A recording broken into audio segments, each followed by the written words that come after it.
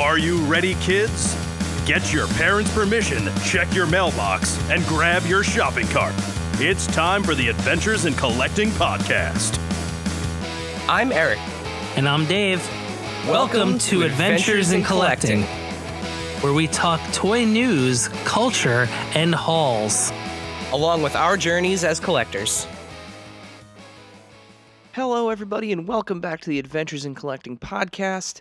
What you're about to hear is a special roundtable interview that we were able to do with the G.I. Joe team. Buckle up. Make sure you visit the bathroom before you start playing, because you're about to hear 2 hours, yes, 2 whole hours with the G.I. Joe team, featuring a bunch of other really awesome toy blogs, everybody from His Tank and the Toy Insider, Toy Book.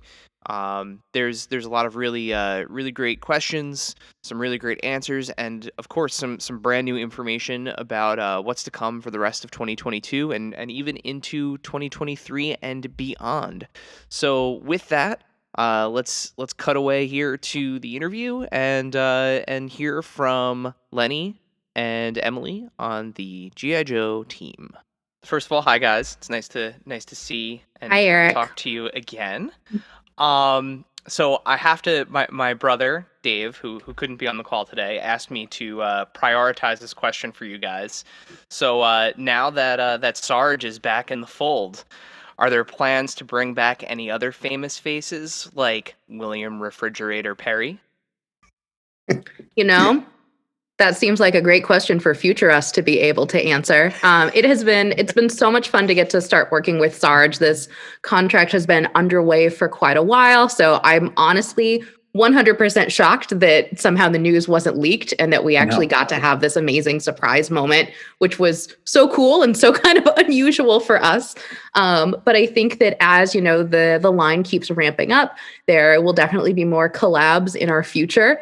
Exactly who those will be, we can't say, but that, you know, we would obviously be very excited to start welcoming back some of our famous real life Joes back into the fold. Come be classified figures, guys. We're fancy now. They were all awesome. So, you know, they were all awesome. I'll put it like that. We're ready to do the Super Bowl shuffle all over again over here. Perfect. We're ready. But can you replicate that with action figures? Because I feel like that's going to be, somebody's got to be able to do it, right? Classifieds? You can articulate them. Yeah. Oh, yeah. Who doesn't want a football mace? You know what I mean? Cool. All right. Fran, you are up next. How's it going, guys? What's Hi, up, Fran. man? Good to finally see you guys. It's been a while with COVID and all the shutdowns and whatnot. Yeah, we haven't seen. Hopefully, we can get back to convention soon. Yeah. So my question is about classified HasLab. You know, when are we going to get to that? You know, classified is the 6-inch classified line is the anchor of the brand, I think, right now. You know, what's the possibilities of seeing something like that in the future? Because we all got our wallets ready. Oh, I feel like it would be very dumb of us to say that was something that would be off the table for the future. The whole HasLab experience with the Sky Striker was so much fun. And, you know, classified is kind of our baby right now, and it is the modern iteration. It is super hot, not to like pat ourselves on the back or anything. But I think that we are very, very excited about some future potential for a classified HasLab. So I can't say when, but we are politely asking if we can. And I will not hint to what we are asking for, but I don't think anyone will be disappointed. Nice. Very nice. Great job. I mean, some of you may be disappointed. I don't know what's exactly inside your brain, but, you know, we're pretty excited about what we're potentially proposing. I want to see a Thunder Machine because I think that's something that wouldn't see retail. And you can throw in some maybe Dreadnoks that couldn't make it to retail. Mm-hmm. You know, that's awesome. Something like a His Tank could probably make it to retail. Yeah. I wonder how big would that be 6-inch scale? Because we traced out just for like funsies when we did the Sky Striker, we were like, do we want to do this in 6-inch? And Lenny sketched it out, and his daughter could comfortably fit inside of the sketch of the 6-inch scale Sky Striker. I gotta find the cardboard cutout. The cardboard cutout's pretty funny. It's Amelia sitting in there. It's like, hey. The Thunder Machine probably be about 12 to 16 inches, probably. Yeah. I think alone. That seems reasonable. And I think that that's one of the keys in, thinking about this, all of us, the first thing we think of is, could we do a flag? And then we're like, well, that would be like 20 feet long. So no. But even like, doing something like a whale would be, Oh, that'd be rad. Big. It would be big. And so that's one of the kind of push and pulls with figuring out which of these vehicles can we really comfortably scale up.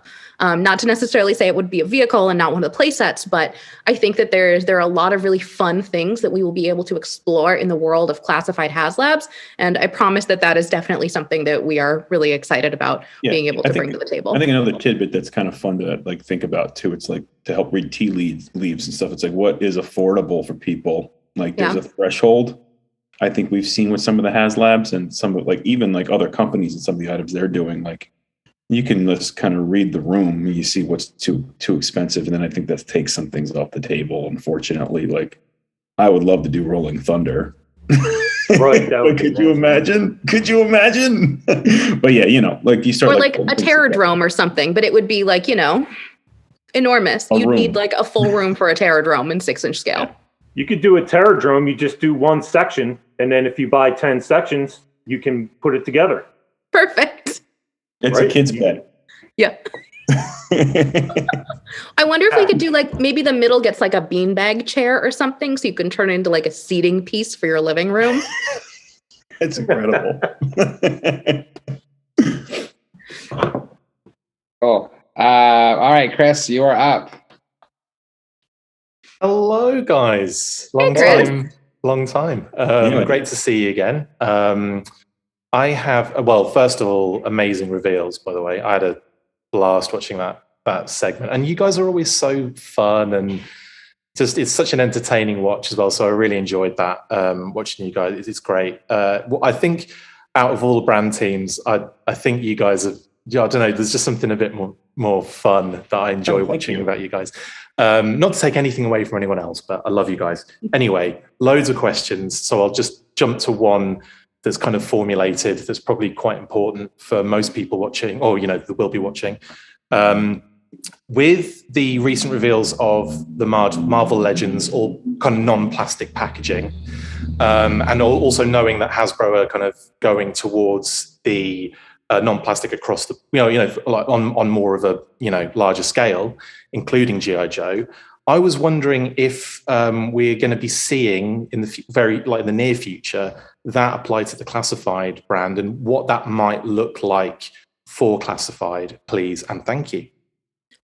The short answer is yes. Yes, it will. So it's going to be rolled out basically across everything at Hasbro, including all of our action brands and our 6-inch figures. So full transparency, remember how I've been talking about all of these supply chain issues and all of the delays and how sad we are that product is late? It's brutal. We had really, really great intentions for G.I. Joe to be totally plastic free by fall of this year. And it's because of all of the delays, it's not quite going to happen.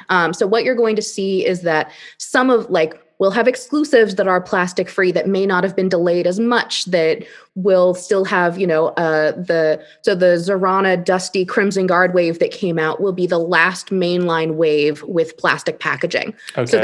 So that's something to be helpful. So the wave that comes out next will be our introduction to plastic free.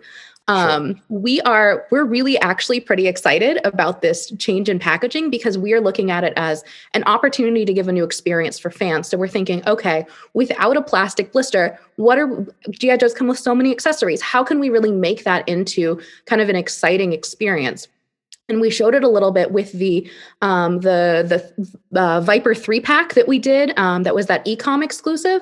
And so that was kind of an early iteration of what we're doing for plastic-free packaging. So what you'll see is instead of having the classified artwork just on the side with the window that you can see the figure, it's going to be full artwork on the front. It's going to be awesome. Beautiful, give us an amazing chance to continue kind of showcasing the artistry and diversity that all of this artwork brings to classified series, which is super cool.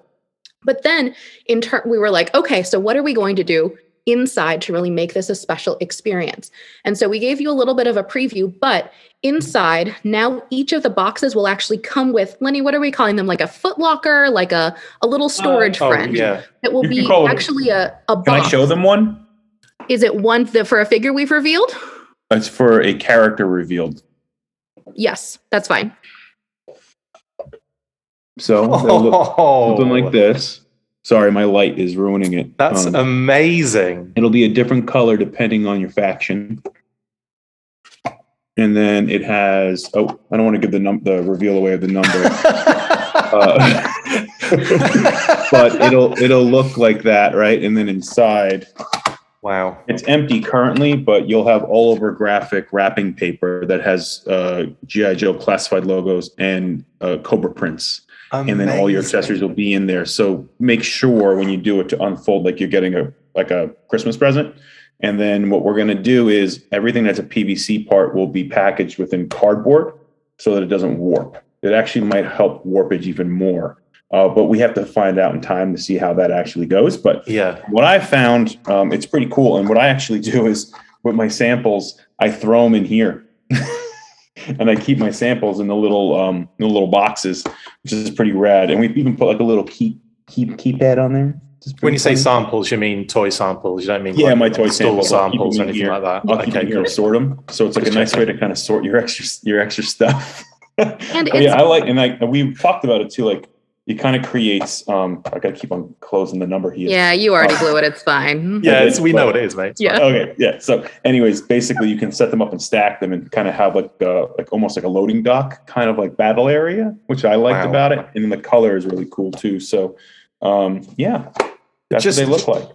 That's amazing. Just kind of attached to that, there was a lot of, sorry, I know this is like kind of a second question, but there was a lot of kind of concern for people that collect, they want to see the figure and be able to kind of make out what is actually, like the best paint apps and all that kind of stuff. Have you thought about that in any way, shape or form with this particular packaging? Like, is there can we expect like a window or a door or anything like that on them? So that's a hard one with the 6-inch figures. So we did kind of across the board, we've done a ton of packaging studies to figure out what is going to be the best execution. And what we figured out is that regardless of how small, if there is an open window on the front of pack, you can pop their heads off.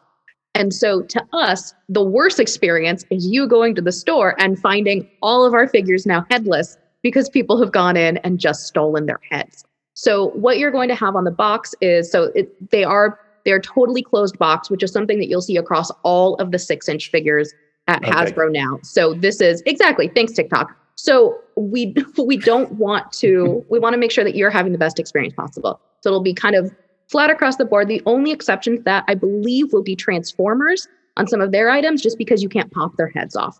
Yep. I know, right? I love being able to say that in an interview. But what you'll see on the front of pack is going to be like a little product render. So you know what the product looks like. And then on the back of pack in scale, we'll show the product and we'll show all of the accessories so that you'll still know exactly what you're getting in the box. We'll know what the color is. Everything should be okay. We like to think that our paint apps on G.I. Joe figures are usually pretty good. Of course, if there are ever any problems, you're welcome to reach out to consumer care and we can help to clear those out and make things better and take things back to the factory. Yeah, so from what I understand is our QC is going to have to go up. Yes. Right? We're going to have to really make sure, because we don't want to have to ship people parts. We want to make sure that the things we ship come out really well. And a lot of that is us working with the vendor or the vendor following through. So I don't know how much we can talk towards that, but I do know that like we understand that that's going to become a threshold where we got to up a little bit. Yep. So. No, that's great. That's great. I appreciate that. Thank you. And I know that we haven't asked about this, but what I'm sure one of the kind of I may as well say it now because eventually the question's going to come up even later down the road. O-ring figures. Plastic packaging. They have been for 40 years. What are we going to do about it? We're going to do something exciting and different for O-ring packaging for the first time. So there is going to be a new packaging execution for that. We haven't, once we have kind of models to show you guys, it's going to be really exciting. But again, we're looking at it in terms of, what are modern collectors looking for? What kind of additional value proposition can we be giving people to help address some of the, complaints that we've been hearing about what the current iteration of the packaging looks like? So stay tuned for more kind of information about that. So we'll essentially be treating that as nobody knows about this outside of our team yet, but we'll basically be treating it as a soft reboot of the O-ring line for modern G.I. Joe fans, which will be really exciting. Wow, It's, a chance to try something new and see how it goes, which, as toy people, is really like what we're here for. We want to try new things and make people happy. And fans generally love change. Oh yeah, no, toy fans who collect retro products are really, really huge fans of change. So it's going to be great. No, thank you very much, guys. I appreciate that. That's awesome. And to the next person, sorry, I've taken up too much time. All right, James, you are up, and just letting you know, Daniel, you will be after James. Howdy. I'm going to actually split this going towards the future of collectors by looking at kids.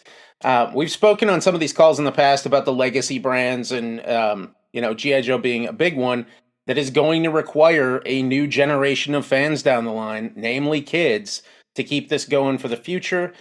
Snake Eyes line, I know a lot of us liked it, but it didn't necessarily resonate the way we'd hoped, and the movie didn't quite do the box office that folks were looking for. What is Hasbro doing right now to really keep the brand moving and attract new collectors that aren't all of us from this era? Yeah, I think that astute observation, definitely something that we kind of know we need to figure out for the future of the brand, because, in 20 years, who is going to be really excited about these what will be the retro of 20 years, and who will be the people who will be really nostalgic for the brand? And so that's something that we're kind of looking at it in terms of long-term planning of how do we reach kids these days? Is it a new animated show in the vein of Real American Hero? Is it TikTok clips? Is it video games? Is it, is it a metaverse of something? But trying to figure out how we can, to kind of digress a little bit, I think that one of the beautiful things about G.I. Joe is we keep reinventing ourselves. It has not been one version for the last 60 years. Every 20 years we have a new toy line. There are a new like toy iteration. We have new content that comes out. We're not afraid to try new things. And I think that that's one of the beautiful things about this brand. And so in the future, we are really trying to figure out, what makes the most sense for how to appeal to the youth without sounding, like an old person, but like what is going to reach them, and what will be a meaningful enough experience to them where when they are in their 30s, 40s, 50s, they look back and they go, oh my God, I loved that version of G.I. Joe from my childhood. I think to that point, of course, I think that begs the question of brand extension and all that. What will it do to get kids into it and all that? As a designer, I believe in other play patterns besides action figure. But I think currently on G.I. Joe classifieds are not just for us. When we made G.I. Joe Classified, a part of it was like, how do you get younger kids to go, I want to buy that roadblock? Who is that guy? I remember at Toy Fair 2 years ago, I was with Fran and Chris, and a little kid came over and was like, Dad, who is that? And pointing at Roadblock. And we're all like, oh man, it's happening. It's happening. And that's what we wanted it to do. And I think you're right. How do you do brand extensions that get kids to pick up and go like, that was my toy when I was a kid?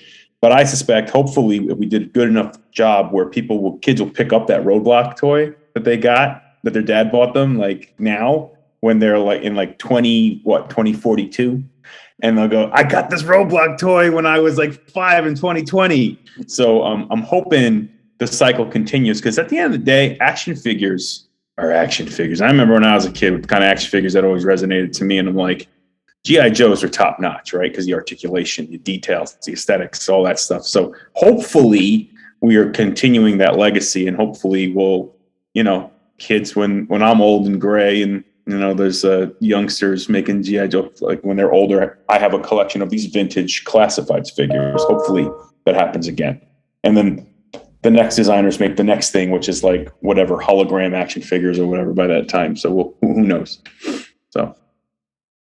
Hopefully that answers the Is question. that a visionaries reveal you've just given us there?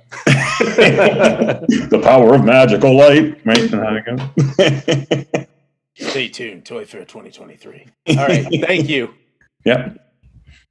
All right, Daniel, you are up, and Matt, you will go after Daniel. First of all, hi, everyone. I just want to second what Christopher said. Your guys' live streams are an absolute delight to watch. Your guys' enthusiasm and your chemistry for the just enthusiasm for the brand and everything are really, really top notch. So great job on that. Thank you. We love watching them.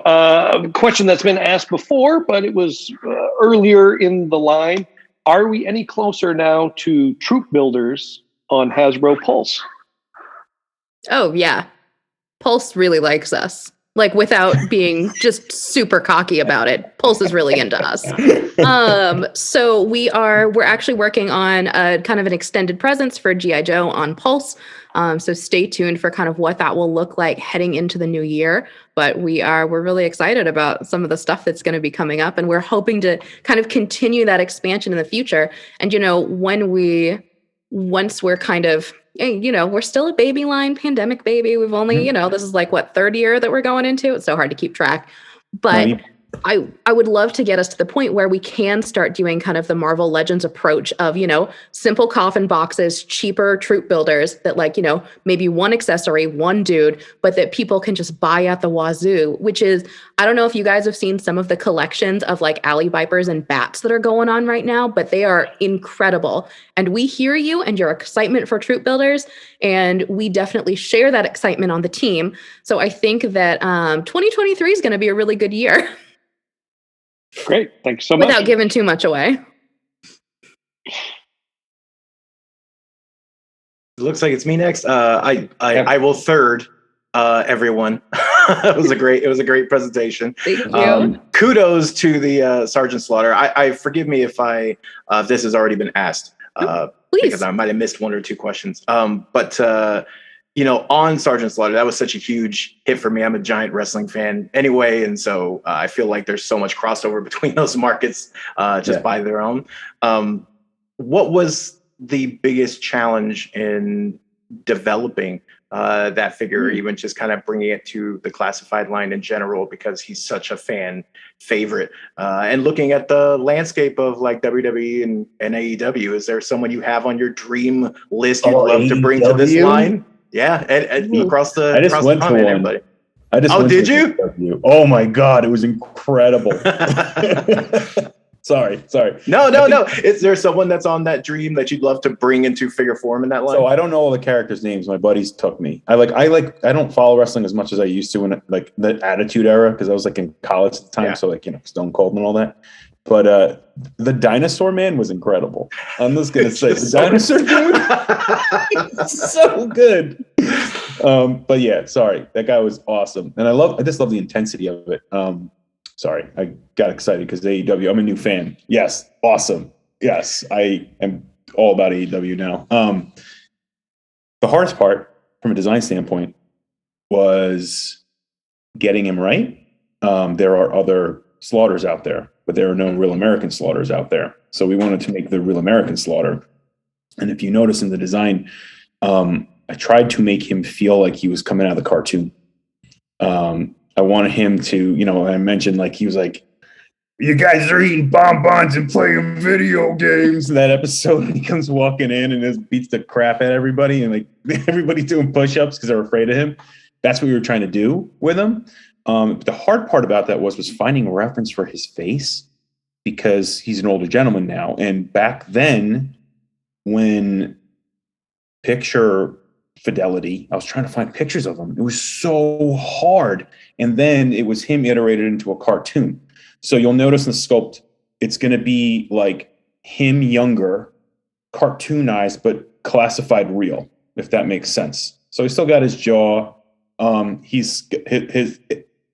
think we nailed it. Tony loves it, which makes me feel really good about it, because I did go back and forth on that sculpt, but I drew his face a lot. I spent days. My wife is like, stop, drawing that man's face. Like, I gotta get it right. There's just drawings plastered all over your house, all over everywhere. The walls. It's like a forensics. Yeah.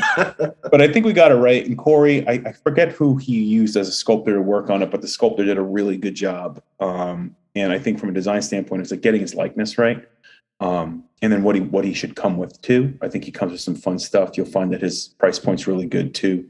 And his accessories are the first time I saw his special accessory, I went, oh my God, this is adorable. Which is not like exactly the reaction you want for a G.I. Joe, but it's pretty good from me.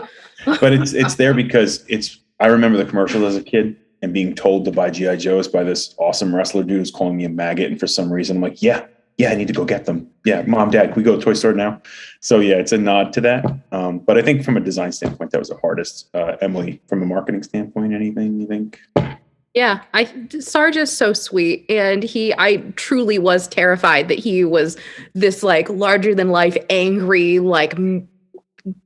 dude who was going to come out and scream at me. Oh my God, he's so sweet, guys. Yeah. So he has just been so lovely to work with, and he is so positive about G.I. Joe and so excited about the brand and so excited to be back. And so like that kind of level of enthusiasm is, I mean, it's really infectious for the rest of us because, you know, if somebody else is excited and they're like the person you're making into an action figure, which like, holy shit, that's so cool, is kind of magical. And right. So you are not, that video that you saw of Sarge is not the last that you will see of Sarge. So exciting things are afoot. Awesome. Thanks, guys. Yeah, thank you. Oh, and in case anybody's curious, one of the secrets of our live stream success is that we like each other in real life and we don't bother to write scripts. So we're just winging that entire thing. I'm not sure I should have admitted that. We do run a show, but like that's kind of it. What was the energy drink we were drinking? It was like unicorn. The cotton unicorn flavor, cotton candy flavor. It was like it tasted like unicorn blood. Yeah. That's the other secret. Energy drinks and a very, very blank run of show script. Yeah. Oh, and Whitney just jumped on, so I'm glad she missed that comment. Great. She missed the unicorn blood. Keep going, comment. guys. Yeah, thank God. I just said it out loud again. Oh, all right, Brett, you are up. All right. I'll also reiterate that was a great live stream, and now we know what the secret is to get our videos pumping as well. That thanks, Brett. Drink energy drinks, and we'll just leave it at that. So the first half of the reveals was a lot of repaints, which is great because it's an opportunity to maybe get figures that we missed and all that. When deciding what you're going to do as repaints, like what considerations do you all take in to figure that out? I mean, the supply chain issues right now, part of it, is it, how quick stuff sells? Like, what are the factors? Yeah. You want to go? You want me to go? You want me to put a marketing spin on it first, and then you can talk from a design perspective? Yes. Cool. All right. So yes, kind of to all of those things. So one of the things that I will put out here in the universe first is, remember that really cool O-ring line that existed in 1982? Remember how many of those were redecos because guys would go out on sub teams and get fancy new outfits? So basically we are kind of porting that mindset over into classified. And so for us, Lenny will probably talk about this more, but a lot of it comes from storytelling. So what makes sense in terms of the sub teams that we are currently using in product? Who do we feel can kind of be put into those new outfits for their special missions? And so a lot of that is, there are considerations other than just, what stories do we want to tell? And that is, okay, for these figure molds, when was the last time we used them? What is the grace period between them that we need in order to make the alterations for the new versions of the figures? And how does that kind of factor into the supply chain? So that is a piece of it. But when we're working on creating the characters, it is, to me, it's predominantly story driven. Please, Lenny from design. Yes, it is story driven. However, there's also constraints from tooling usage standpoints. Mm-hmm. So let's take who came out recently in Tiger. So the Cobra Troopers that we called officers on accident. We had those available from a tooling standpoint. And if you guys have noticed, the line is very young. Marvel Legends has 12 years of tools, hundreds upon hundreds of action figures they could pull from to recolor. On our line, We have, so how many do we have out now? 50. So we have 50, like but a lot of them reuse each other, right? So if you notice in the supply chain issues, a lot of them reuse each other. So if one is being used, you can't make the next one because the way the lines work of making the toy. So that is contributing to the delays as well. So if I go and redeco somebody who has to get made into a mainline, or I have to use the legs of somebody to make somebody else, it's going to cause a crazy jam up. So yes, 100% story. We could do story every time. I come from Transformers, where we basically did programs on everything for Target, Walmart, and there's a little mini story involved. We're going to do that here. We're going to make new stories. We're going to pull stories from back in the day. That's what Tiger Force is, right? So, and we're going to do, other things coming in the future. But the big practical thing is like, what do I got available to use? And then what's not going to upset the fans that I gave them 10 million versions of the same character? So sometimes you get a little bit of a rock and a hard place. But then, like you said, creates an opportunity for people to get a figure that didn't come out. It means that they couldn't get the first time. It may not be the exact colorway that the other one was or offering, but it's got the vibe of it. So it's a balance. It's a balance. I personally wish I could do every single figure brand new. If it was Lenny Bro, Lenny Bro would do every figure brand new, even Tiger Force versions of. But things cost money, and we only have a certain amount of resource and budget to do it.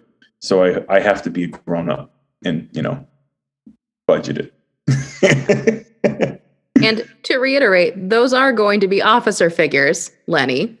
Oops. They are your officers, and we are excited about them. We are. But I think that they're fabulous. But I agree that all of it's more storytelling, but you should see the back end schematics we're doing, where it's like, all right, we need this dude's boots to go over here so that we can do this one. And okay, if we kind of move the dates around on this, how does that ultimately impact everything?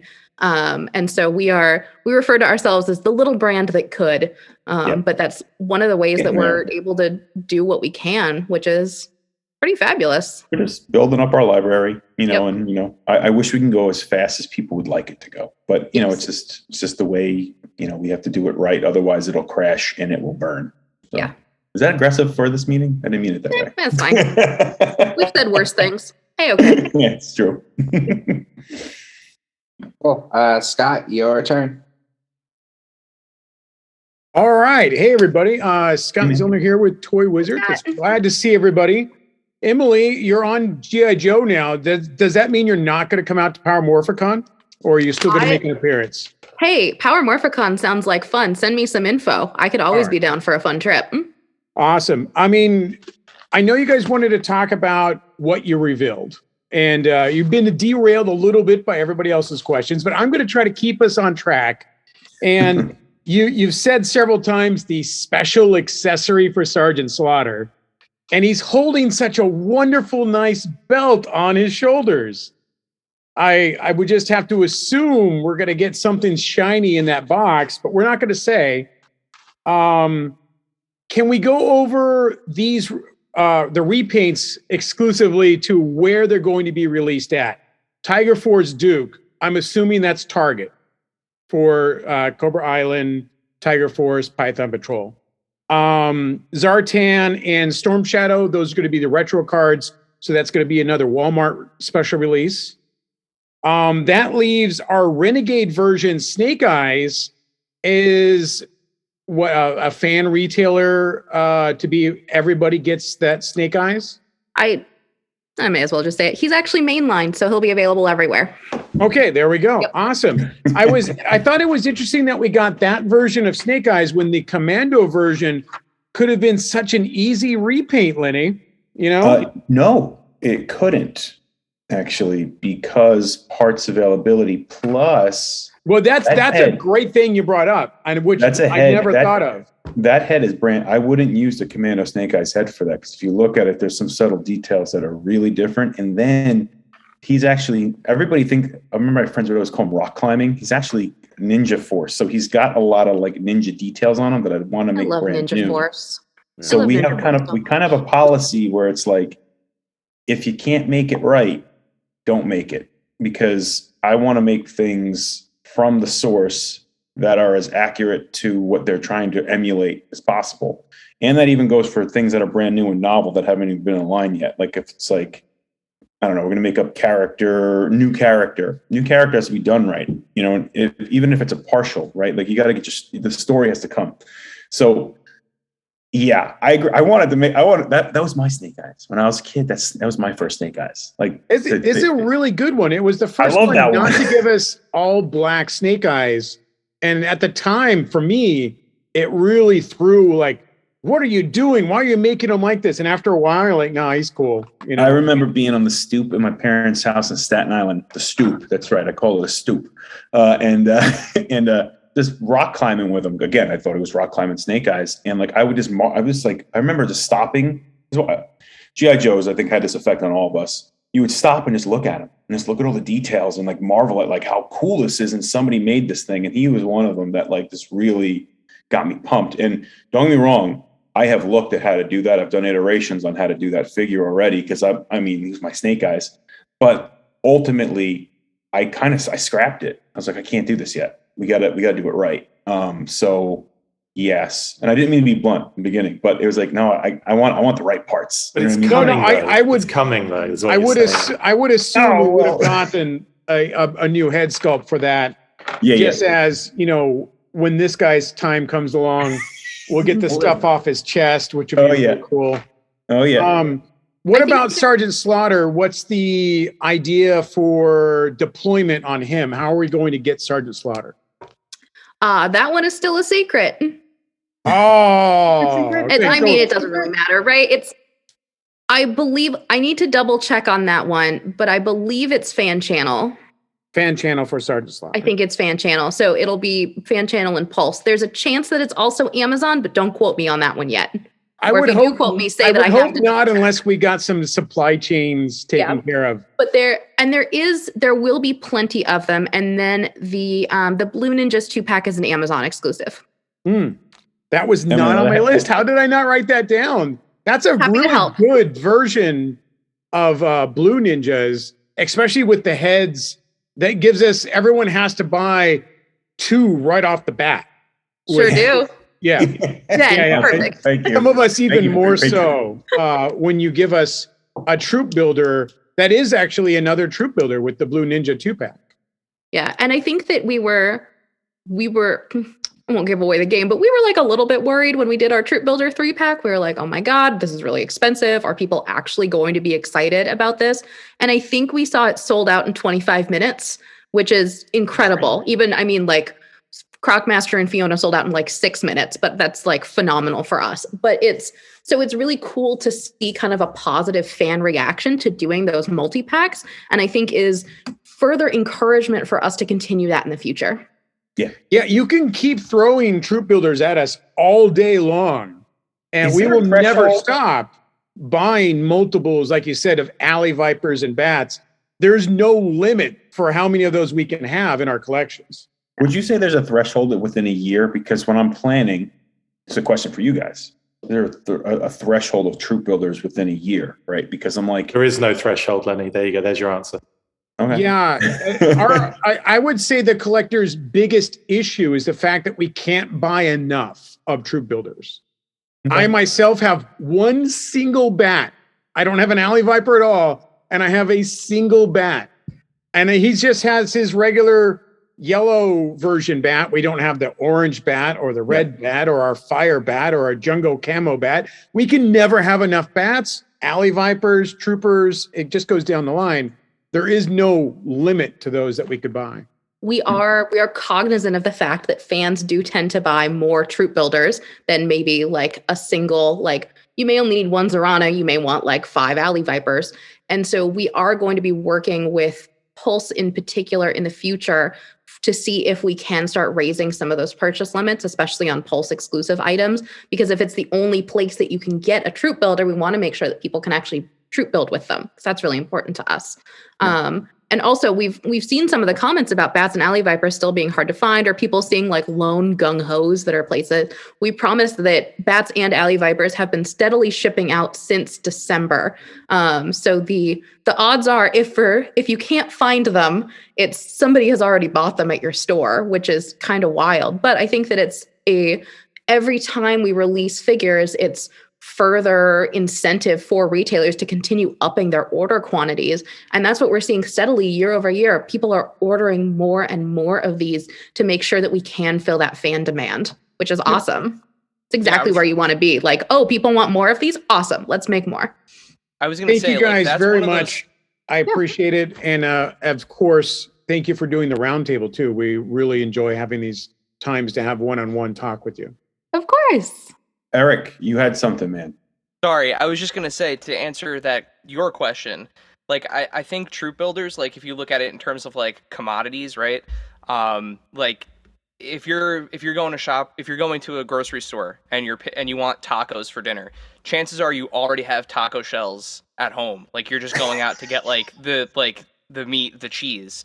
Yeah. So like if you make Pulse a destination, and I see James dropped a comment in the chat, like if you make Pulse the destination where it's like we will always have army builders in stock, there are no amount that you could too much, like there's not too many that you could release in 1 year, because as people can afford more, but everyone has different budgets, they could always use Pulse as that destination where it's like, you know what? This month I have enough to grab 2 more Cobra Troopers, or I have enough to grab 2 more Alley Vipers. And that just like, taco shells, you can go and get them. They're always going to be there. Whereas the kind of like single use characters, for the lack of a better term, because otherwise if you load up on these army builders at retail, it's going to eventually going to clog pegs, send a bad message, and prevent some of those other characters from getting out there. But if Pulse loves you guys so much, just that's actually a really interesting idea. And one of the things that I don't know if we've talked about at all yet is that we are G.I. Joe, because we're an owned and operated property. We sometimes get to be test and learn brands to kind of see how things go. And so one of the things that we are doing as a test and learn is, as of the products that should have been released on 8/1/22, but now are slightly delayed, we are moving to a solids only brand. So remember how I was talking about when stores were getting assortment packs and they had Alley Vipers and Bats and one Gung Ho, and the way that you knew that there would been figures in the store was because there was a Gung Ho sitting on that peg looking for a new home. So that won't be a thing anymore.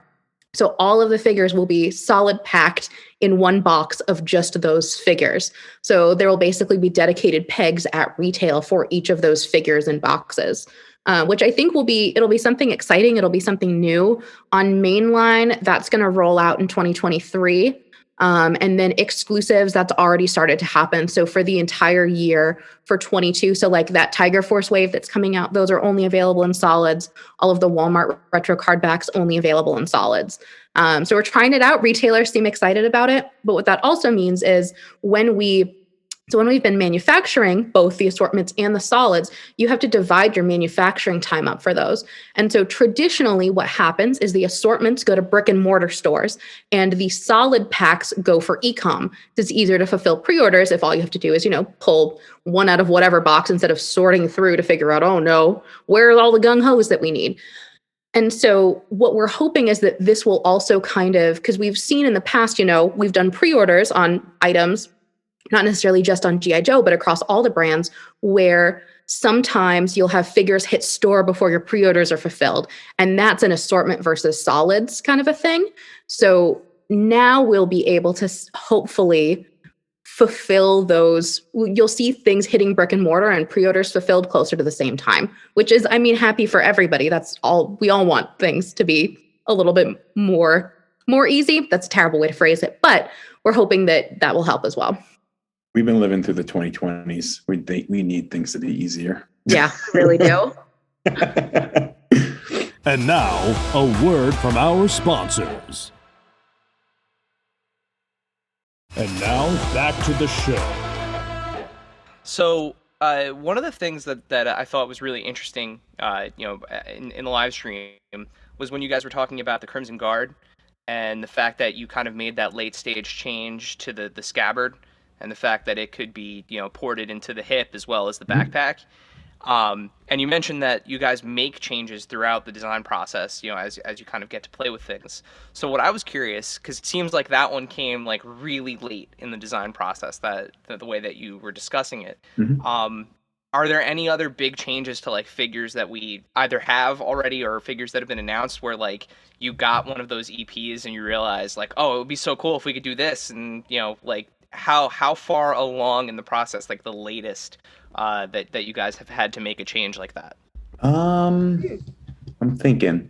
I mean, we've made color changes to some figures after they've been released. So I would say most figures at EP get color change just because of our process. We actually are all digital now. So most of our figures are digitally painted, and then we will see the product painted from the factory. And that's the EP, the first time I see the plastic with colorant in it. So that's a back and forth. So I'll have like dummies of like, I don't know, of the Blue Ninjas until the color is right. And it's like, and you go back and forth until you get the color right. And it's like mixing pigments. Is there enough colorant in the plastic? Is it the right shade of red? So forth and so on. So, and we usually get like 2 to 3 rounds, 4 rounds if we're really lucky, but that's pushing it. And my PMs will kill me if I run it late. But most of the time, the changes will happen at like the last stage of sculpting. So normally what happens with the G.I. Joe is I present to the team. I go, here's the new design for the Crimson Guard. And I show them all the stuff that's going to come with and like a cool 2D illustration. And then from there, team gives me sign off. Emily and marketers and everybody's like, oh, good job. Oh, okay. And they say, no, it's terrible. Change that. And I do. And then Have I ever said that to you? No, you never do. So then I'm doing pretty good. Batting 1,000, I think. Anyways, we then from there I create inputs. So basically the schematic drawing that then I work with my engineer and Corey, my sculptor. We sit down and we talk about like how many molds we think the figure is going to be, what needs to go in each mold. We're pretty exact on G.I. Joe. Again, we're the little brand that could. So we're really mindful of all the money we spend and all that and what we're allotted for the year. So I'm pretty exact as to what I want it to be going into the sculpting process. But then during the sculpting process, we may see something like, say we put a holster on like a chest of a character on like a harness, and we find that it's hindering the articulation or posability. We'll move it because it's like, that's not going to work. Because in theory, 2D design, even schematic, like I draw things pretty much like it's going to look when it's a product. Like I'm very old school that way. But there's things you can't account for, like plastic thickness might make that holster way thicker than I thought it was going to be. So then we'll have to move things around. So in the case of the Crimson Guard, I was like, we were looking at it and we're like, what if we could put it on his hip? And I remember when we first tried to put it on his hip, there wasn't enough wall thickness to make the peg long enough to actually hold tolerance so it would actually stay on. So if you notice on his hip, we added like almost like more material, like it's a batted leather is where it gets plugged into, just to kind of hide it a little bit more. But mostly changes like that will happen at sculpture, because Corey and I do not like to make those changes when it's been ported over to the factory, because it could cause some other issues, or aesthetic issues could happen too. Like things could get warped, and it might be too late for us to change it before it goes to actually getting casted and molded.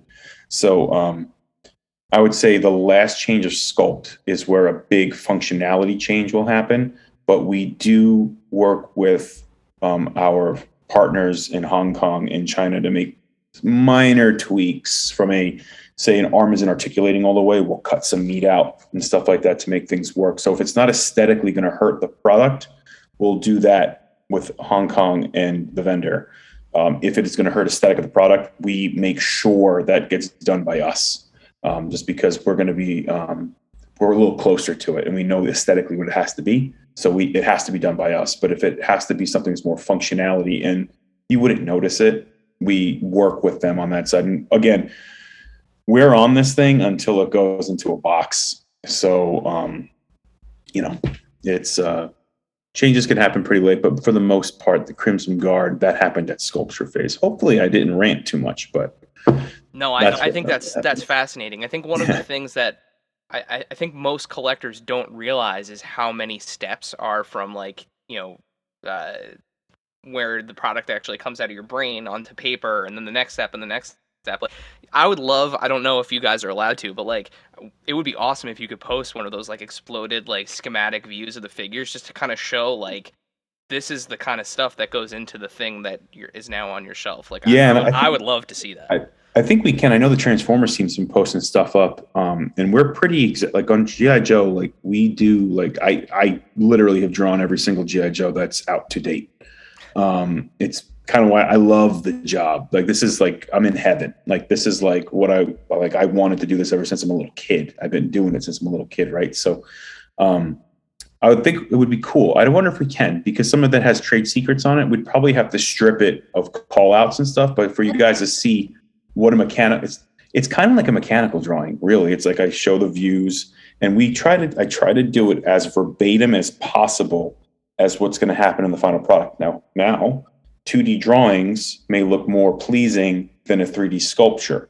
So at 3D sculpture, that's when Corey and I go back and forth, and I'm like, dude, man, we got to change this. Or, wow, what was I thinking? We have to, then I'll overlay on top of it and then be like, maybe do it like this instead.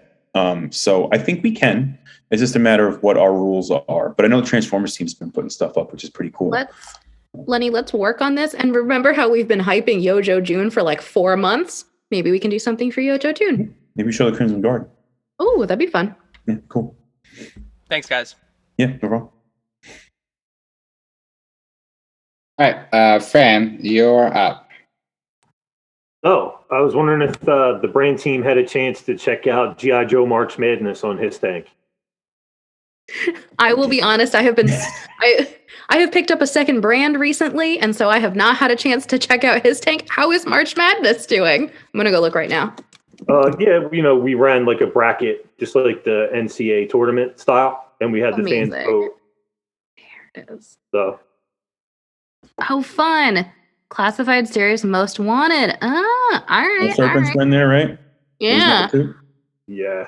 Well, it's just some fan feedback. Everyone wants their figures made. Everyone has their favorites. Yep. So just something to take a look at. No, plus, this is just a suggestion for a tool that you already have. You can do the Dreadnought Ram cycle because you guys already have that.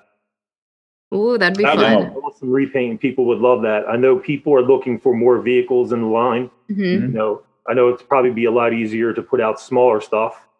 Like even Zartan, Swamp Scare, stuff like that, or like the old, like the old shooting ranges and little sandbag bases, stuff like that. Bivouac. It will help you build out dioramas for pictures online too, and set up stuff wherever you are in your house. Depending on what level of collecting you're at. And it's so exciting when we see, when people are passionate enough about the line where they're saying, these are the characters that we want to see. And I always want to say, like, I 100% hear you. And I know that there are like OG characters that we have not yet gotten to, but we're not going to blow all of them in the first year, guys. Then what would you come back for? So we are kind of strategically piecing out a lot of those really highly desired characters. And again, I think that you will be very pleased by some of the things that will be coming out. And I mean, for the rest of this year and for 2023, in terms of things that we'll be able to execute on. And then, I mean, God knows what we're going to do. We're just starting to plan 24.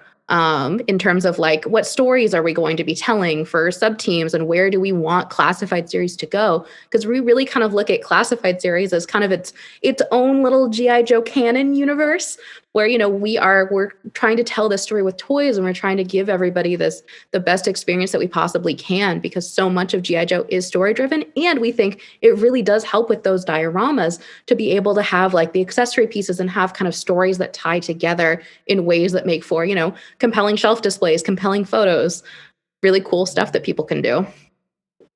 Cool. Thanks. Cool. Thank you. Great. Chris, your turn. Hi. Yes, another question. Right, sorry, I'm multitasking. It's terrible. Okay. That's okay. We're not offended. We do all the time. I'm still looking at the March Madness poll. So. Okay, yeah. My second question was about Tiger Force and the Python Patrol. And obviously, the Cobra Island theme had like a kind of, it had a period of time, is what I'm getting at. Mm-hmm. And then it switched to Tiger Force and Python Patrol. Obviously, I'm a huge Tiger Force fan and Python Patrol, really. I just love ridiculous decos, clearly. But I was wondering if there was a similar... Are you going to be doing a similar time period is what I'm getting at? Because I'm aware that there are a lot of really awesome characters that you could do with Tiger Force. And I don't want to get to the end of this theme and not have Lifeline and Tripwire and Roadblock again. And, all those characters, and also Hit and Run, Tunnel Rat, Blizzard, Sneak Peek from the European exclusive, which I know you're a fan of, Lenny, considering you did Outback first. That was amazing. So I was just wondering if is it likely that we're going to get like a cutoff point and then a change of theme soon? Or are we going to get an opportunity to see the majority of these characters is what I'm getting at? Yeah, I think that's a very valid question. So the way that we've been kind of looking at it is we're giving retailers ownable stories, right? So that that Target is currently the home of Tiger Force and Python Patrol. You know that Walmart is currently the home for those gigantic oversized retro card back figures, which are so cool. And so we will, full disclosure, remember when plastic free? We will only be able to do those giant retro card backs for this year. So this will be the only year of those figures. There will be, spoiler alert, 8 of them total. And so after that, we can't do that anymore. And so that's really kind of one of the executions that we are kind of being forced to retire, because we just don't think that it will be as compelling plastic free, because it's not going to be, that cool retro vibe when you're holding it in your hands. That being said, we will be transitioning Walmart to a new kind of sub-team story. The way that we're thinking about it, so Cobra Island lasted for 2 years. We could at least get 2 years out of Tiger Force and Python Patrol. We'll touch base with retailers to see if they're interested in continuing the story, having a new story start up. But I think that after that time period, we certainly wouldn't exclude the opportunity to do like one-offs of additional Tiger Force or Python Patrol figures that may pop up at Target, may pop up at other places. So to us, like, that certainly isn't off the table, because we want to be able to, continue those stories with things we may have missed. And then, we could do anniversaries of them in the future. There's a long and exciting future for Classified that will let us run through a lot of these figures, which will be really fun. Yeah, I think you can draft off of Transformers a little bit, where like the exclusive doesn't always live there. It'll live there for a period of time, and then you'll find somebody else who belongs in that sub team or in that story arc at another retailer. Just because we have to refresh for the retailer, right? We have to get them excited, and what can they excite their consumers with, right? So it's like Tiger Force can't live there forever, but we still got to do like Lifeline, Roadblock. I got to get to everybody. And then when we have molds for some of the other characters that were in Tiger Force that we haven't gotten to yet, which will come later. So it's like, you will see them other places. And attached to that, it's not another question, it's within it, basically. Is it possible to see Tiger Force appear in the standard line rather than like as a theme? Is that a possibility going forward? I think that's what we're saying. Why not in the future? Yeah. I don't think that we're discounting any possibilities in the future, but I think that, that would probably be a little bit further down the line, but maybe we do a mainline wave of Tiger Force in a couple of years. There's, who knows exactly what that is kind of going to look like in the future. I think it's fun. Like redecos, I always want them to be compelling. Like, I know as a kid and as a collector, I'm always like, I want it to be more sometimes. So I try to put a head in there. I try to put a new weapon. I try to change the loadout where I can. So it's like, it's got to have 2 or 3 of the elements, different loadout, different deck, or different deco or something. Like it's got to have not just deco update. If I can, if I can put more stuff in there, I will. But if I can't, I can't. There's things I can't control. But I think that being said, when we start seeing the new characters in the years to come, there's going to be other iterations of them, say Tiger Force, Night Force, whatever colors they had back in the day, that we may not be running a program. And it would be a bummer not to see them in that color. So they probably would find their way into mainline Pulse or whatever fits them, whatever works. So that's great. Thank you, guys. That's answered my question exactly as I wanted to hear it as well. So perfect. Glad to make you happy today. Thank you, guys. Well, first of all, everybody's doing a great job of answering questions that I had written down. So you're filling in the gaps for me here. So now I'm starting to go down some different paths here. I'm going to kind of throw this one in with the overall view of being kind of in like year 3 of this and everything, and seeing Classified evolve amid all of these weird challenges of doing business in 2022.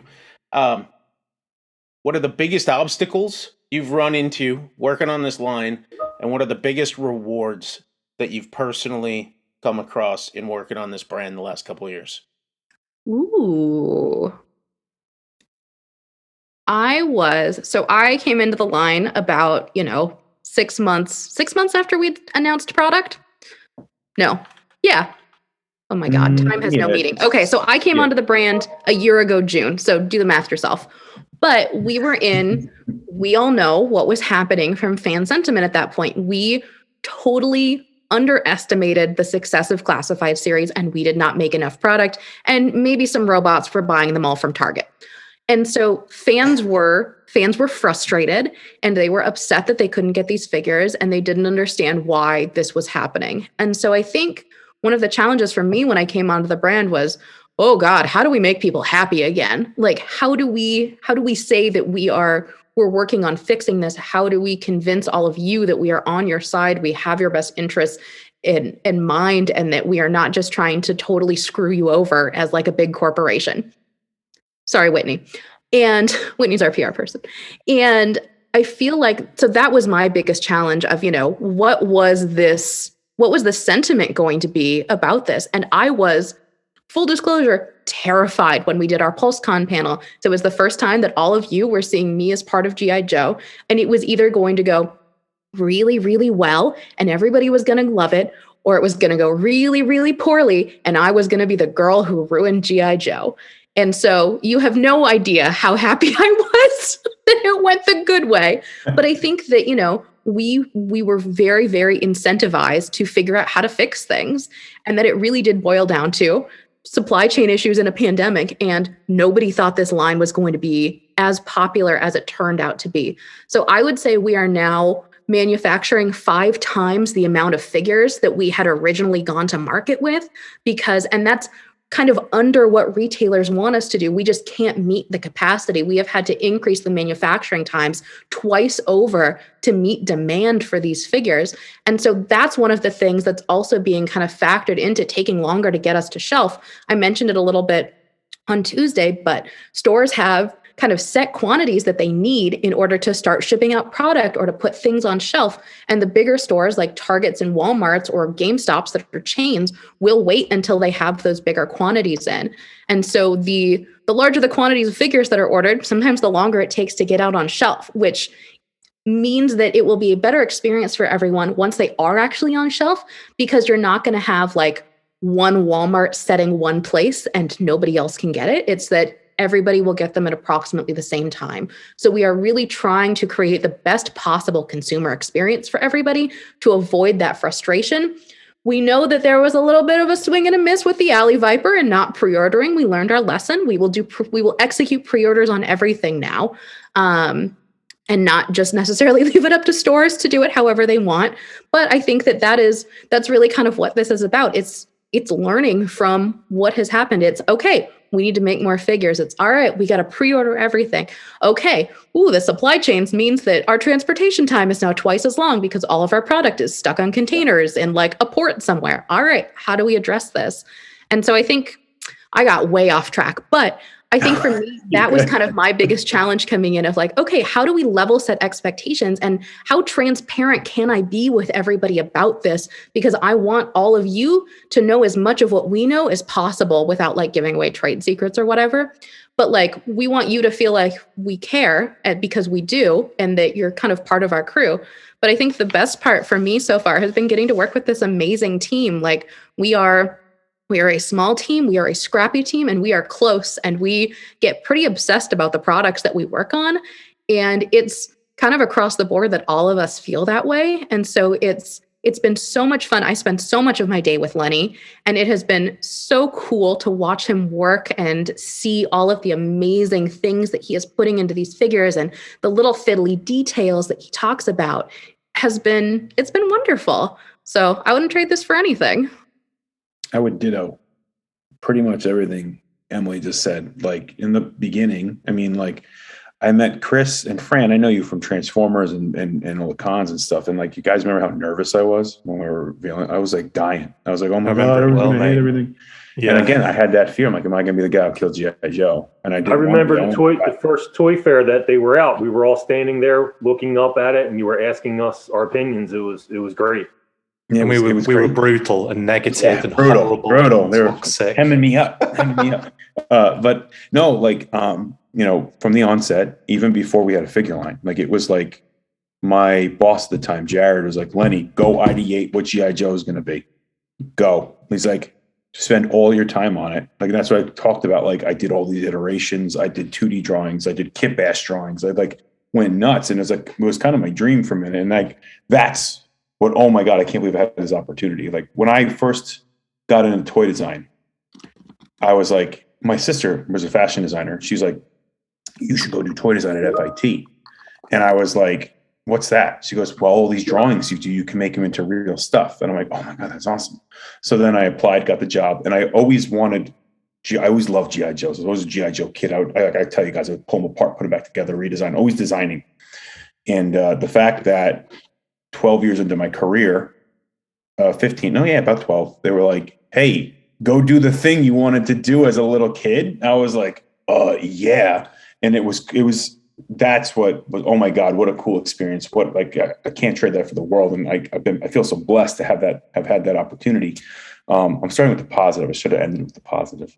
You know what I mean? But it's been awesome. You know what I mean? And the fan acceptance and we really are passionate. Like the team, like we're Skunkworks and we're small, but we're building there. You know, we're building the company sentiment in the brand as well. But there always is. I mean, G.I. Joe's we built the house, right? But at the same time, it's like we got to build it back up. Like it's like there's a lot more competition now than there was when we were kids with G.I. Joe, right? So now we have to prove ourselves. So it's been great. It's been awesome because everybody's so passionate. We're kind of like next level with our passion. But the one thing that has bummed me out is like, we can't get them to people, right? And I'm like, I'm spending all this time like designing this stuff, putting my heart and soul into it. And Corey and my engineers, like we're like in it, like every little detail is getting scrutinized. And then we get and you're going to be delayed this amount. And it's like, it's like you think about it, like you're cooking a pot roast and then you can't have the pot roast. You know what I mean? Like you cook this delicious meal and you can't have it because I can't have it either. I don't get the final. And then you reveal loads of other meals that you can have. Yeah. Yes. And then it slows down. Yeah, it slows down all my leftovers for my redecos and partials. So and my mom so my mom is the best. She watches all of our live streams and sends me comments about them and says, "Oh, Lenny did such a nice job on thus and such."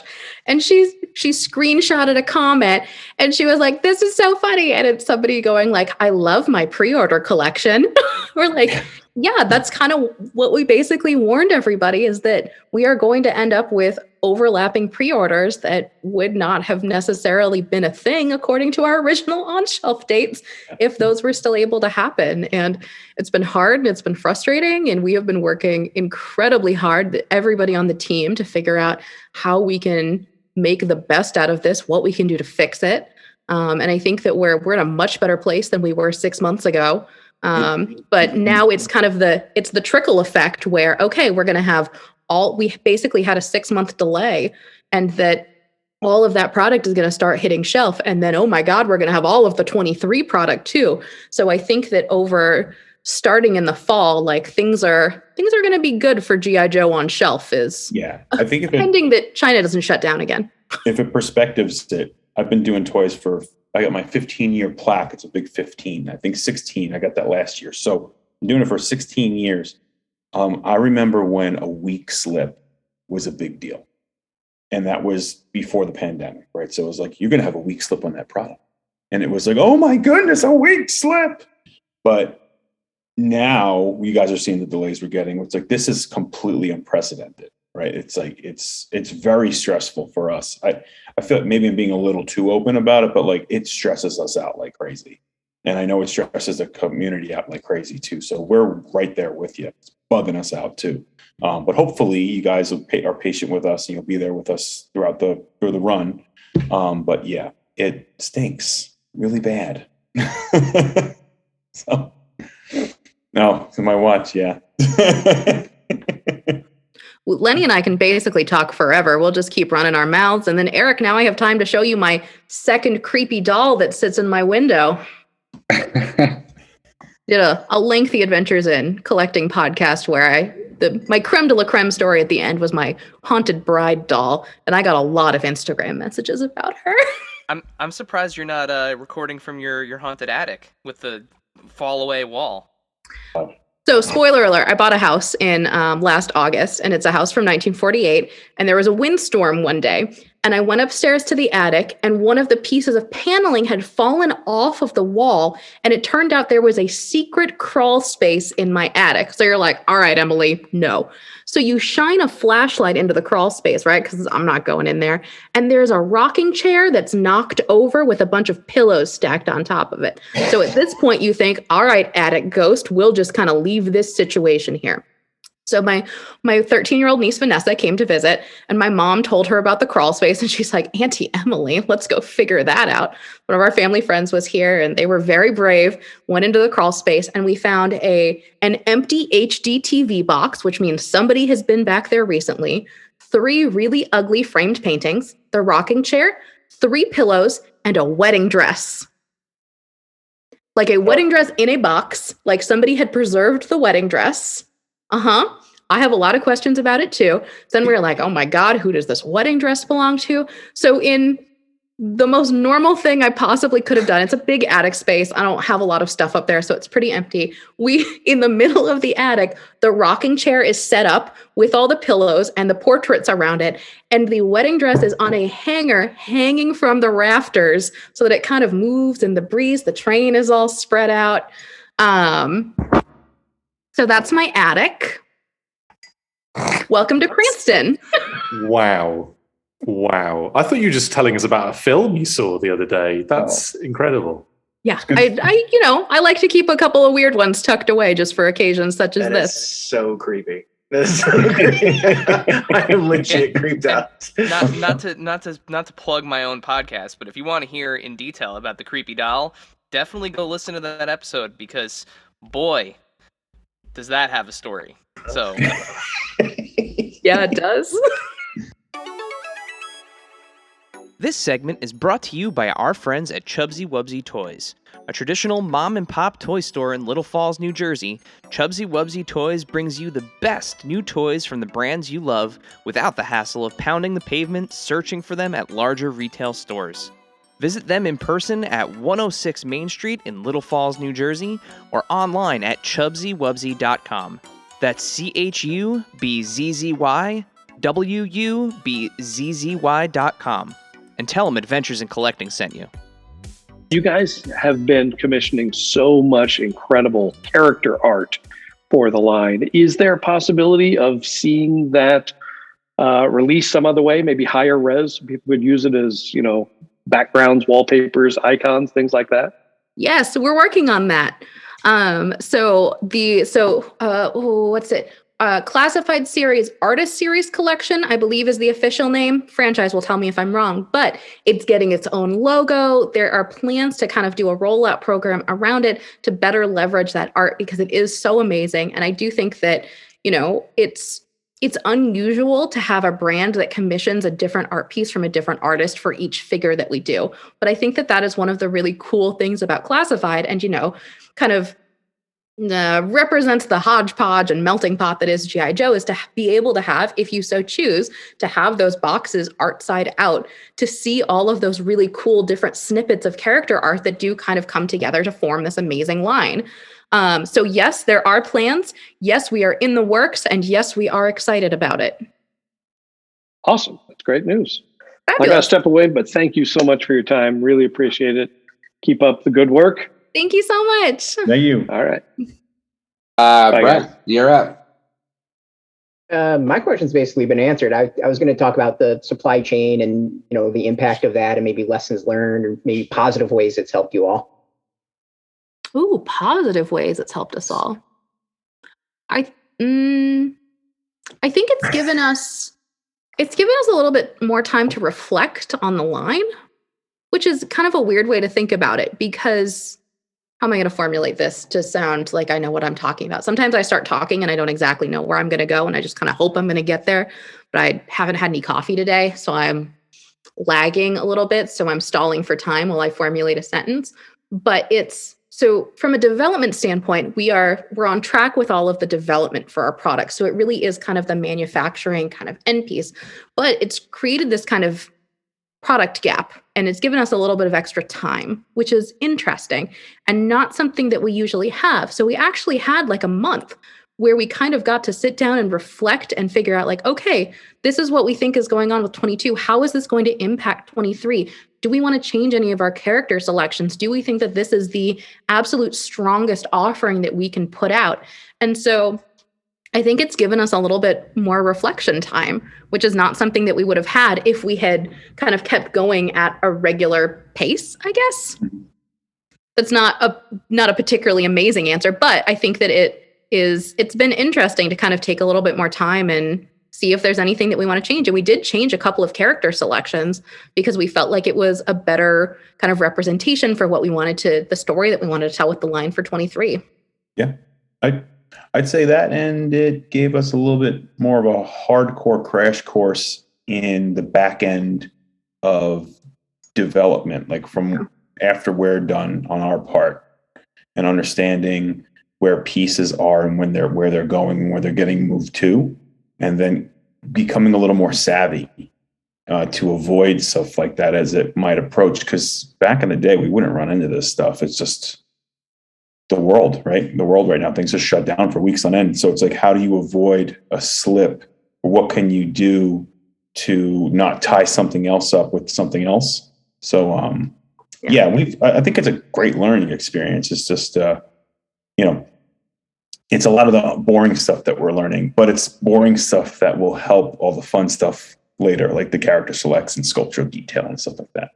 And I think kind of piggybacking off of that, I've gotten to go to meetings that I never would have gotten to go to before, where they're asking my opinions about, I'm going to engineering meetings that I wouldn't normally be invited to. And maybe our head engineer mutes me and I'm not allowed to ask questions for 17 minutes. It's a challenge. And maybe I fail and he laughs a little. Hi, Bill. You're great. But so I think that it has been this kind of really cool opportunity. And now we have this knowledge and we're continuing to figure out ways to help kind of plan against this in the future. And so now we are buffering all of our transit times in the future to say like, okay, if it's taking this long, we're going to add an extra buffer onto this to help see if we can combat this in the future. And I think that those will be learnings that we'll be able to take away long after, God, I hope, when the global supply chain fixes itself. But I mean, it's really cool. Excellent question. Yes. Just a confirmation, the Amazon Blue Ninjas are going to be an Amazon pack? Correct. Okay. I had that as with a question mark. Like, is it? That does not have to be your question if you'd like to ask another one. No. That was just confirmation on that question. Perfect. And then I have a request, a fan request, Lenny. Sure. Brendan Fraser as Sergeant Stone. Just, I'm just putting it out there, just to throw it out there in the ether. It doesn't have to happen, but if it does, hey, that'd be pretty nice. He's been in the media a lot lately, right? So he's coming back. People would love him. You guys are looking for new people to bring into G.I. Joe? Brendan Fraser as Sergeant Stone. He's so dreamy, and it would just make everyone so happy right now. That's actually could bring us all together as fans under Brendan Fraser. Yeah. No one doesn't love Brendan Fraser. That's all I got. Brendan Fraser will be the stone that we all come to bring. I was trying to mix names together. No, there's nothing else you can do. You have it there with 2 words, Brendan Fraser. Boom, it's done. You guys are doing just a really great job with all of the stuff involved. I'm really glad to see the progression of stuff coming out. I'm glad for the clarification on parts and why you can use certain figures and you can't use certain figures. And that little tooling aspect of it had flown right by me. And I work in the industry quite a bit. Mm-hmm. And I found it horrifying to find out that you're not doing Paint Masters at all anymore. It's all digital Paint Masters now. So when production gives you a piece and you're just like, oh no, this blue is not at all supposed to be blue. That's his face. It should be pale. You know, like, you know, I've seen the horrible things that come out of China where they just make a guess on things. And I mean, we provide a schematic, of course, but like, you're right. Like, it's like screen to reality. Like, you know, blue on a screen is like not blue in reality. Well, whose screen is it? I mean, that's why we have Pantone books, is to call out a very specific color, or fabric books. I just got introduced to needle book for thread, a thread book. Oh yeah. For patches and stuff. Like, oh wow, there's a thread book. There's a whole other book to add to my drawer of books to make sure I don't get a color wrong. Oh yeah. It's very interesting to find out that you're working completely without the traditional sense of Paint Masters. It's a new process and it's a learning curve. I got to say, we're getting more savvy. It's getting even better and better and better. And I think it's going to be very streamlined very soon. But it was definitely a learning curve. But from what we're getting, some of the last samples that came in was like, oh my God, that's like right spot on.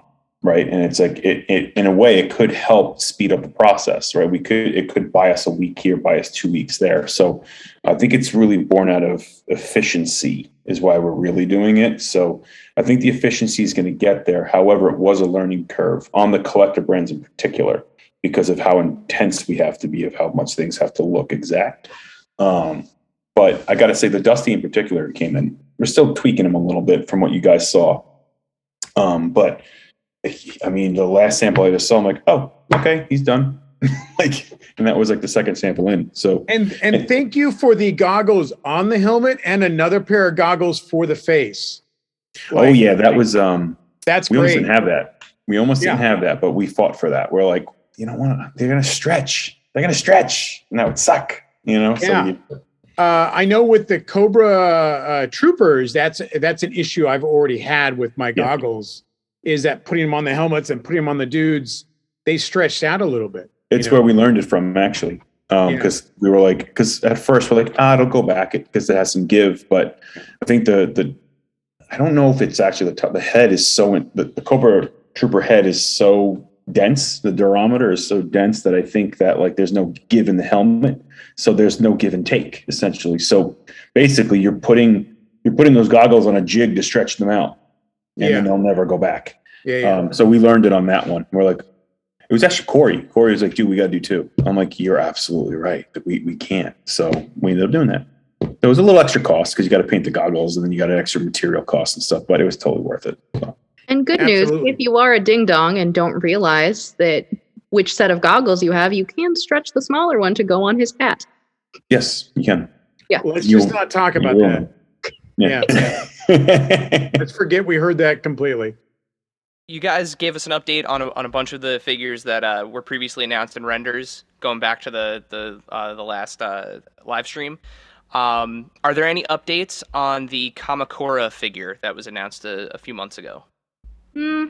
Maybe you find out more in June. Maybe you don't find out more in June.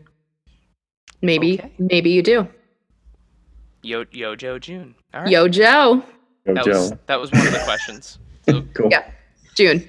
It's June. So what we wanted to do is, we've seen a lot of the O-ring figures for the year already that haven't hit pre-order. We've seen Kamakura who hasn't hit pre-order yet. So we didn't necessarily want the expectation to be that when we show you digital renders, you will immediately like, where's Mindbender?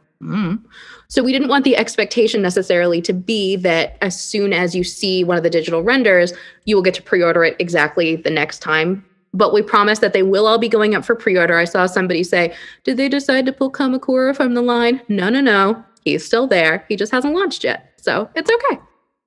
If it's helpful, Kamakura is the other Amazon exclusive for the year to go with the Blue Ninjas. Easy. Bring it on. Give me more.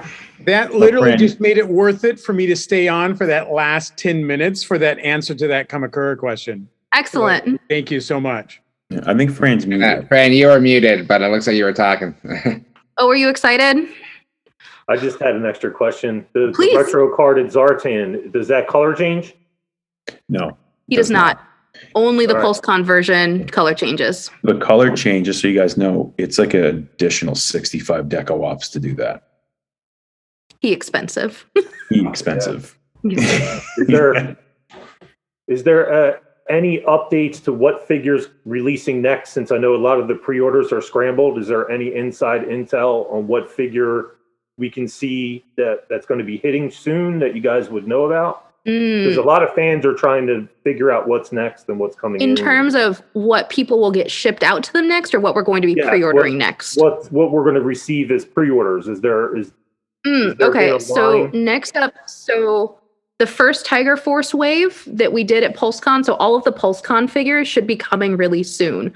So those were originally, you guys saw the dates kept kind of pushing out on those, which we finally got them to stop pushing, which was really exciting. So those were originally, you saw the original date, so I don't have to lie about this. Those were originally supposed to be February of 2022, and ultimately pushed to an 8/1/22 for setting in brick and mortar.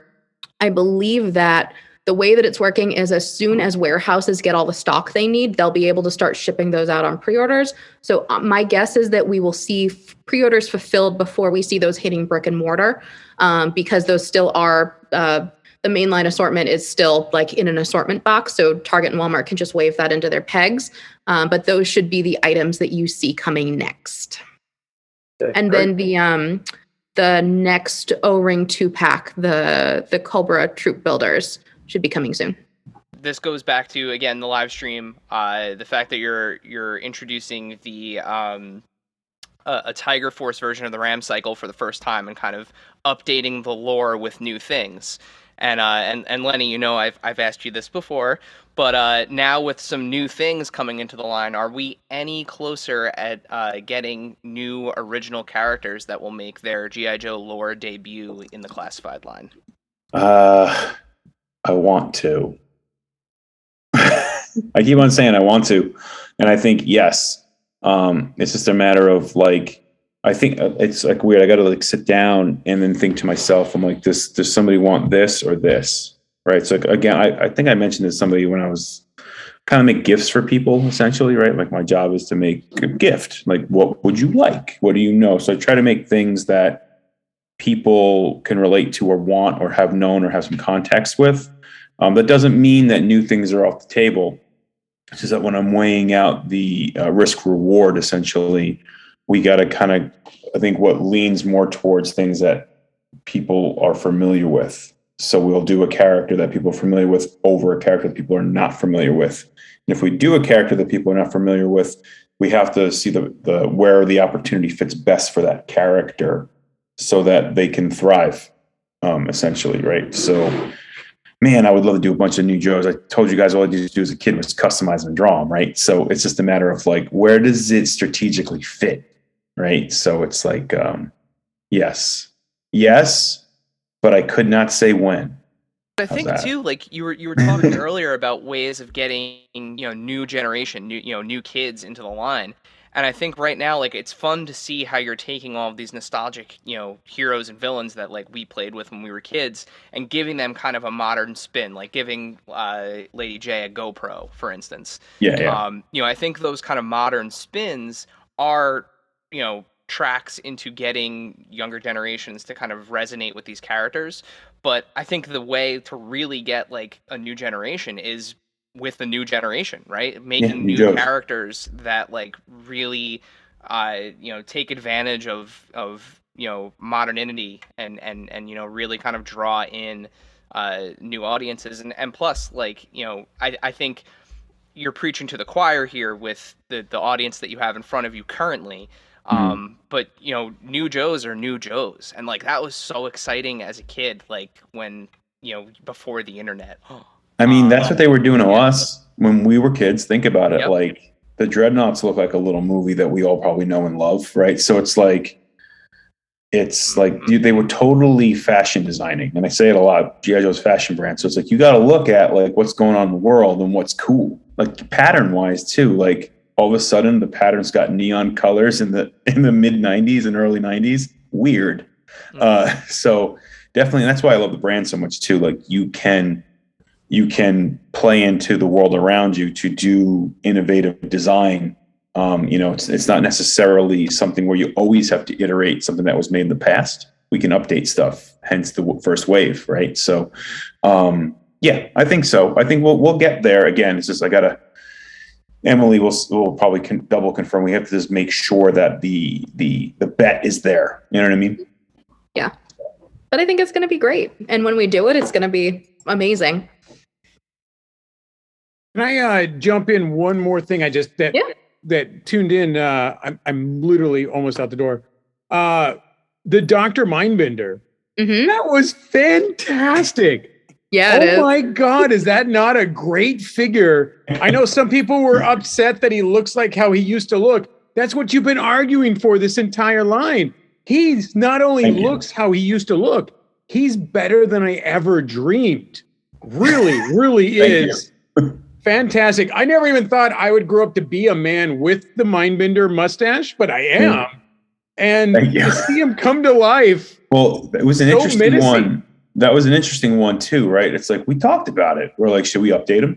Should we do I think it was like the 90s version where he had the coat on. And the more and more we thought about it, it would do the coat later. Exactly. And it's kind of like he had such a particular look that it was just like he really just needs finish, right? Oh, that's see Ramsey's hands. It's my cat. But it's fit and finish with him, with fit, right? So it's like, how can we take that old school figure and adjust it? And there's things we did, like the old school figures, like you couldn't do a lot of anatomy play. We did a lot of anatomy play. You notice he's got like, sorry, Ramsey's hand is cracking me up. You'll notice a lot of like the way the shape of his head, like we did on Gung Ho, like kind of like the roll in the back of his head because he's so jacked, Yeah. We were able to do sort of stuff like that, like making his head a little more pin-like. Like this play around with the human form and textures and stuff like that. So it's there. But again, from a design standpoint, thank you. I really appreciate that, man. It means a lot. But yeah, how could you change him for the first release?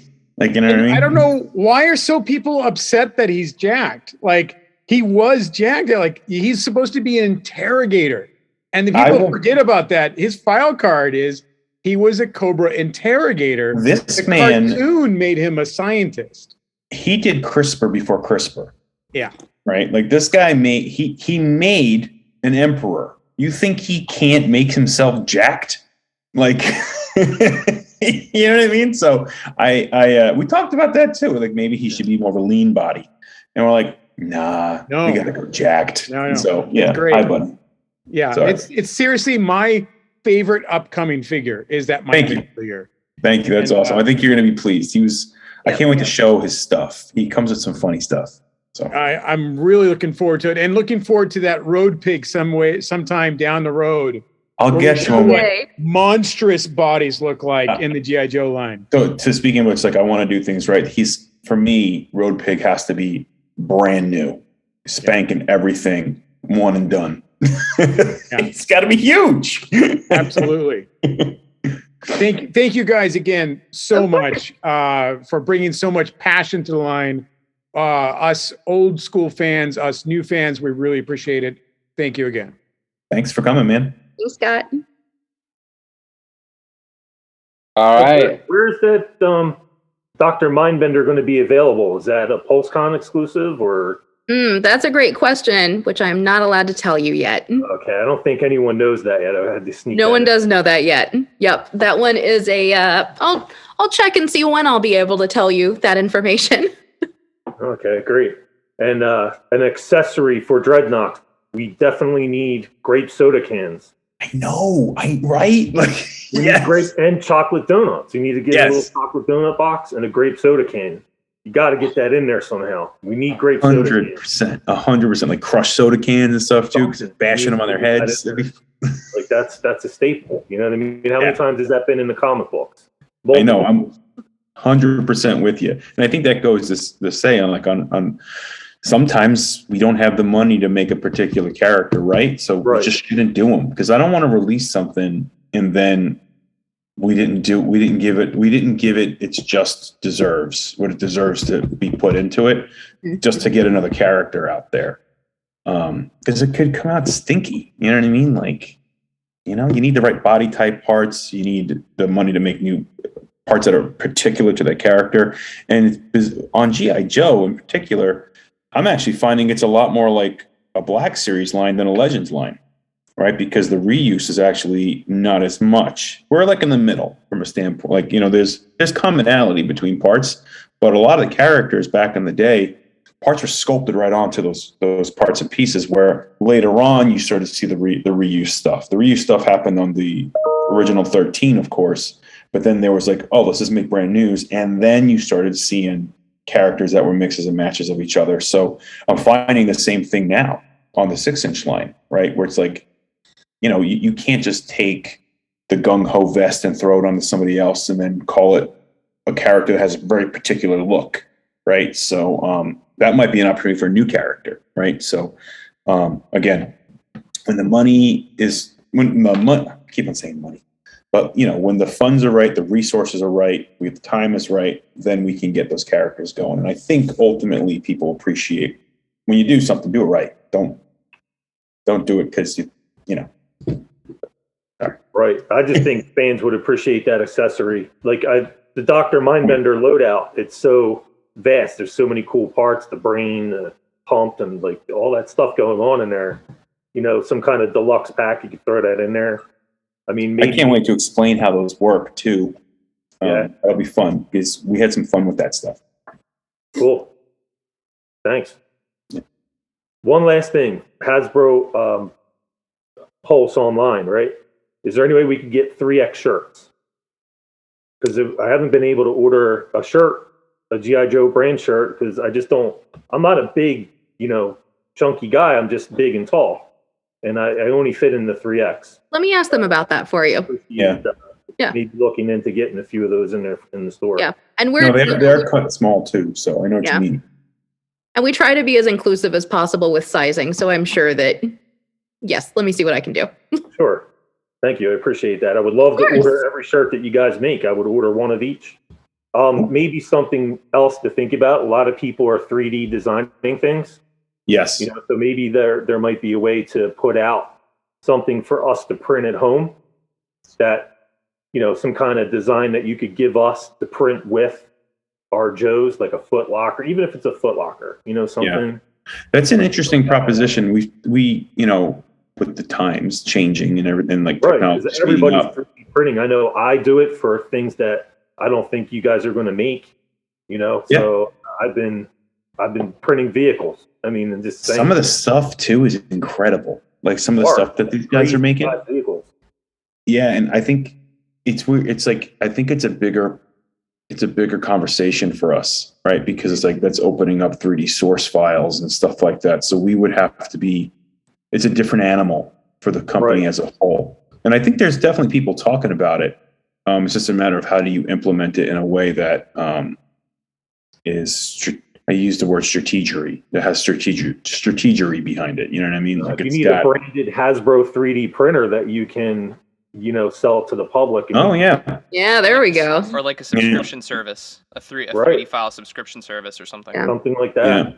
Yeah, and people are getting into it. I mean, it's a craft. It's definitely like a big trend. So it's like, how do we do it in a way? It's like, I'm a big fan of Skyrim, so I do a lot of Skyrim modding and all that sort of thing, which it's got it's open source material. So I would imagine people much smarter than me in other departments of the company would have to figure out how that worked, essentially, because it's, again, you're opening your IP up to everybody, and you're a little bit of trade secrets in there too.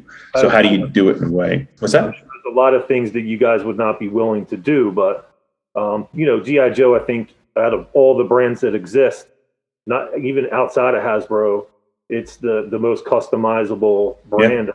People are into customizing G.I. Joes a lot. Oh yeah, big part of the community.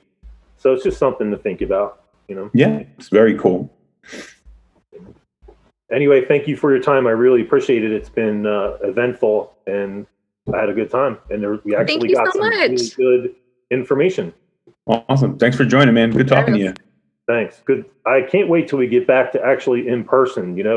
I really miss San Diego Comic-Con and Toy Fair. I think it just adds something special, when we get to see that stuff. And, seeing each other in person is always great. Yeah, we'll get there. I think. Thanks for taking the time out to do this. Appreciate it. Thank you, dear listener, for hanging out with us today. Subscribe, rate, and review us wherever you listen, and then tell your friends to do it. Thanks also to Joe Azari, the golden voice behind our intro. Our music is Game Boy Horror by the Zombie Dandies. Find more about them both in our show notes. Follow us on social media at AIC_podcast on Instagram and Twitter. Stop by and say hi, show us your toy hauls, and share your toy stories. Maybe we'll talk about it in a future episode. Don't try this at home. Void where prohibited and some assembly required. Each sold separately, not a flying toy. Consult a physician if your toy run exceeds more than 4 hours. This has been a non-productive media presentation. Executive producer Frank Hablawi. This program and many others like it on the Non-Productive Network is distributed under a Creative Commons Attribution Non-Commercial No Derivatives license. Please share it, but ask before trying to change it or sell it. For more information, visit non-productive.com.